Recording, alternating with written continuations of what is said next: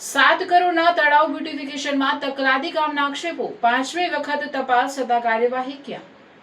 સ્થાનિક જાગૃત નાગરિકો તેમજ નગરપાલિકાના આગળના બોર્ડના વિપક્ષ નેતા ઉમેશ પંડ્યાને જંબુસર વિધાનસભા યુથ કોંગ્રેસ પ્રમુખ કેતન મકવાણા દ્વારા કામની ગુણવત્તા અને કથિત ગેરરીતિઓ અંગે વારંવાર રજૂઆતો કરી તપાસની માંગ કરવામાં આવી છે. રજૂઆતો બાદ સુરત સ્થિત એસયુડીએ ભવનના પ્રાદેશિક કમિશનરની કચેરીના અધિકારીઓ દ્વારા આશરે 5મી વખત સ્થળ તપાસ કરવામાં આવી હોવાનું જાણવા મળે છે.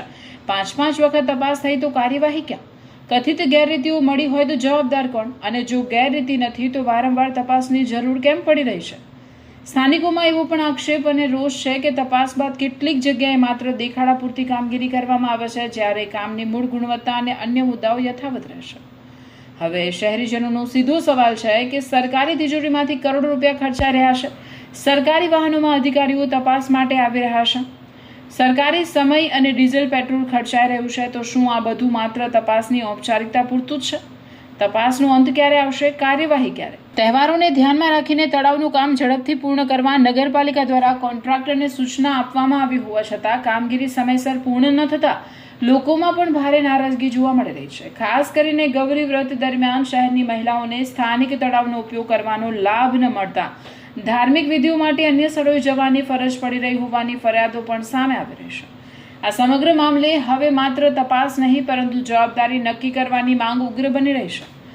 જો કામમાં ખરેખર ગેરરીતિ કે હલકી ગુણવત્તાની કામગીરી સાબિત થાય તો માત્ર કોન્ટ્રાક્ટરને સૂચના આપીને મામલો થાળે પાડવાને બદલે જવાબદાર કોન્ટ્રાક્ટર તેમજ સંબંધિત જવાબદાર અધિકારીઓ સામે કાયદેસરની કડક કાર્યવાહી કરવી જોઈએ. સાથે જ તળાવના સમગ્ર કામની સ્વતંત્ર અને ઉચ્ચ સ્તરીય ટેકનિકલ તપાસ કરાવી હકીકત જાહેર કરવાની માંગ ઉઠી રહી છે. 7 કરોડનો પ્રોજેક્ટ છે કે સરકારી નાણાંનો ખેલ? 5મી તપાસ પછી પણ કાર્યવાહી નહીં થાય તો સવાલો તો ઉઠવાના જ. આમોદની જનતાને હવે તપાસનો રિપોર્ટ નહીં, પરિણામ જોઈએ છે. કામની ગુણવત્તા જોઈએ છે અને જો ગેરરીતિ થઈ હોય તો જવાબદારો સામે કડક કાર્યવાહી જોઈએ છે. આજ રોજ જે મોટા તળાવ બ્યુટિફિકેશનનું કામ ચાલી રહ્યું છે એની લગભગ આ આરસીએમમાંથી 4થી વિઝિટ છે, તો એના વિશે તમે શું કહેશો? એના વિશે હું એ જ કહીશ કે છેલ્લા ઘણા સમયથી જ્યારે પણ આ મોટા તળાવ બ્યુટિફિકેશનનું કામગીરી ચાલી રહેલી હતી તેમાં ઘણા એવા મોટા પાયે ભ્રષ્ટાચાર થયેલો છે. બ્લોક હોય, રબર મેટલ હોય, આ લોખંડની જાળીનું હોય, દિવાલનું હોય, કોલમનું હોય, અનેક રજૂઆત કરી પણ આ કહેવાય કે આરસીએમના અધિકારીઓ હોય કે કોન્ટ્રાક્ટર હોય એ આજ દિન સુધી આ સમસ્યાનું કોઈ તટસ્થ નિરાકરણ લાવતા નથી.